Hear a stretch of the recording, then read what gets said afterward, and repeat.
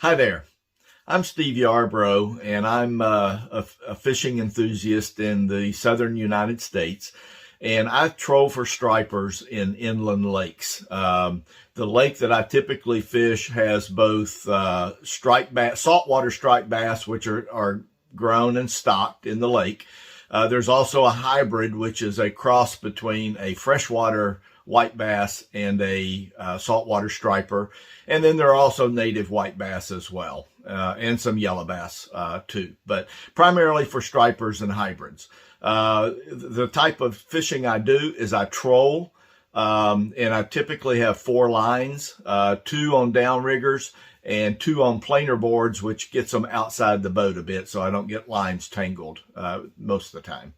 I spent a career in computer sales, and basically I'm a firm believer in using electronics and using tools. So I've basically turned my computer geekiness into fishing geekiness. This video is about the Spydro fishing camera, which is one of the tools I've used to learn more about fish reaction, how the fish are reacting to my baits, etc. And what I want to share with you is what I've learned about that. When I was looking for the Spydro camera, there really wasn't much out there in terms of fishing in inland lakes, which definitely aren't as clear as oceans and that sort of thing. But mostly the videos that were out there were Caribbean, ocean, very clear water. So I wanted to do this video basically around more 2 foot, 3 foot, 4 foot type visibility. You'll see as the video progresses that I've shot it over a variety of days. So there's different cloudiness, there's different parts of the lake with different clarity. The backs of coves tend to not be quite as clear as the main lake. Different depths have different water clarity and video quality. So I've tried to do a variety of shots as I go through this. The video itself, basically what I'm going to show you is I experimented with some leader lengths on what's the best length from 12 inches to 24 inches. And I pretty much settled on 18 inches was the optimum to use between the camera and the lure. I also am going to show you sort of various discoveries and observations that I've made while using the camera. A couple of miscellaneous shots toward the end of the video, and then basically do a wrap up.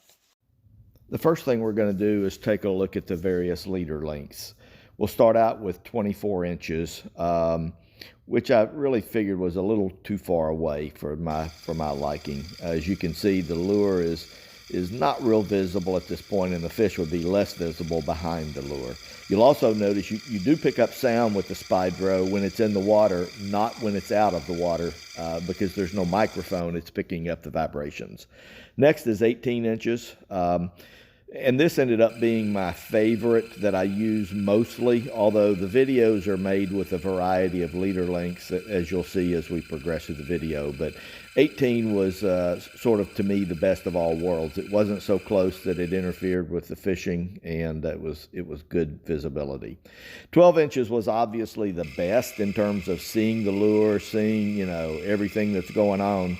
My fear was that the Spydro camera would just be a little too close to the lure and potentially scare off fish, although I really don't have any way to know whether it does or doesn't at that point. Next is a few interesting things that I found in the process. First is carp, what I'll call carp interference. And there's times when I get thuds on my downrigger like that, and I don't know what it is, but I just assume it ran into something. And several times as I was filming, this happened. Basically, carp, basically going through and hitting the lure, hitting them as they went through it. Next is above and ignore, I'll call it. I've always heard that stripers strike up. They look upward and go after the fish above them, and they pretty much ignore fish that's below them. And in fact, that's pretty much what I've seen. If I go with my lure below the fish, they just sort of go by it, don't pay it any attention whatsoever. As you'll see these fish that are just floating by, swimming by, and they don't act like they even see the lure at all. So the old adage of, put your lure above the fish definitely is best. Next is one thing that I've seen that you don't really want to see a whole lot, and that is as I'm deploying my downrigger is in the water. That's what I'm filming here, and then I deploy my planer board and I basically let the lure down too quick and get them crossed up. So just a little something you hope you don't see. The next thing is basically striper action. In order to find the stripers, you first have to find the bait fish schools. So here's a few little clips from going through various bait fish schools. You see them sort of scattering on the left there. They definitely scatter when these lures come through. They split and sort of go to either side of it. You don't really ever see them just sort of go through the lure. It definitely spooks the bait fish.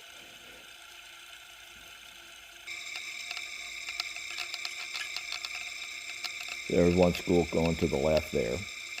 So the next is basically stripers checking out the lure but never hitting it. So here comes a fish. He's at the bottom there. Now he's going to the middle. Now he's going to the upper side. Same fish. He's still there. He's still there on the upper side, upper right of the video. Now he's crossing over to the upper left. He's checking it out, but the fish never hit it. He's still there. He's still there, and he's still there. And he finally just drifts away without ever hitting anything. So I guess he just didn't see, what he liked. There you see a few swiping from the bottom and just going on by. There's another one swiping from the bottom. And another one swiping from the top. One sort of following in the middle there a little bit.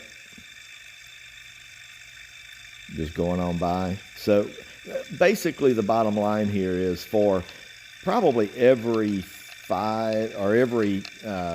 catch I make, I'd be willing to bet 5 to 10 fish have checked out the camera or the lure and just either haven't hit or have missed. So the next section here is coming to fish that strike at it but don't get hooked. And again, I find quite a few of those. There's one that hit the bottom lure. Some of them hit the spinners instead of the lures, and the spinners don't have any hooks on them. There's only 3 hooks on these lures. There's another hit. Couple of fish, one of them hit.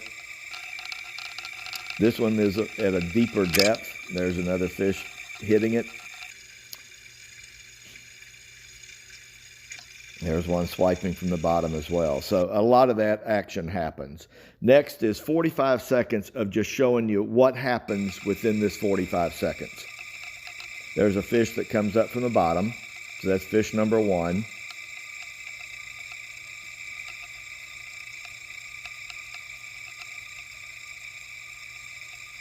There's a fish that sort of came down, then looked around, and fish number 2.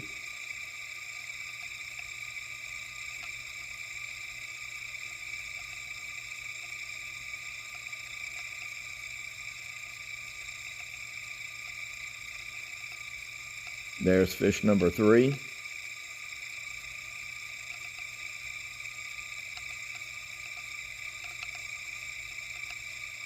And fish number 4. So within that 45-second continuous span, 4 different fish looked at it but didn't hit. So here's actual catches. One flashed at the bottom but didn't hit it. That one hit it and got caught. You'll hear some beeps along the way. The camera has a couple of different modes you can fish in. One is where it only starts filming when you get a strike. There's another fish that hit, thrashing around. Settles down just a little bit. He hit on the outside. 9 times out of 10 they hit on the middle one because it's the one that's dragging behind. And here's a video clip of a fish that I caught. I'm getting him up close to the surface here. You can see the brighter light toward the surface. The fish is on the lure. And I guess I just didn't keep enough pressure, and he did one flip and he was gone. I also fish at night with bombers for stripers, and I just did a couple of sample video clips here of what a bomber looks like instead of the A-rigs. That was a daytime.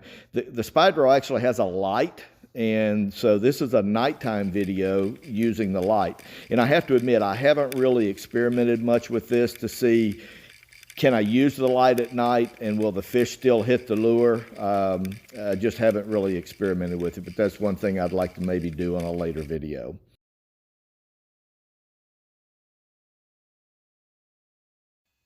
So now that you've seen the video, I just want to provide a little wrap up of my thoughts on the Spydro camera and also about what I've discovered in the process of using it. Overall, I'm very pleased with the camera. It actually does a better job in the visibility that I work with than I thought I would ever get. One thing you notice is there is sound, but there's no real speaker. It's transmitting vibration. So that's the reason you can hear the lures. When you have it out of the water, you can't like talk and it pick you up. So, that's the first thing. Again, it definitely works in 2, 3, 4 foot visibility. No problems there. I've had an occasion to work with Spydro support a couple of times, and they have been really, really good, really responsive, considering they're on the other side of the world from me. And obviously have a major time difference. They typically get back with me within 24 hours of any, correspondence, etc. So, actually, I really couldn't be any more pleased with the Spydro camera. I think it's a great tool for learning more about your fishing environment and seeing the real footage of what's going on under the water when you're fishing. So now to what I've learned. What I've learned is I get 5 times more inspections of the bait than I ever get in catches. So for every one catch, I've probably had 5, 6, 7 fish looking at the bait between. Unless they're in a feeding frenzy. If they're in a feeding frenzy, I go through a school of fish that are just, feeding. I get all 4 lines on, and it probably wouldn't matter what you're dragging in the water at that point. You're going to catch fish.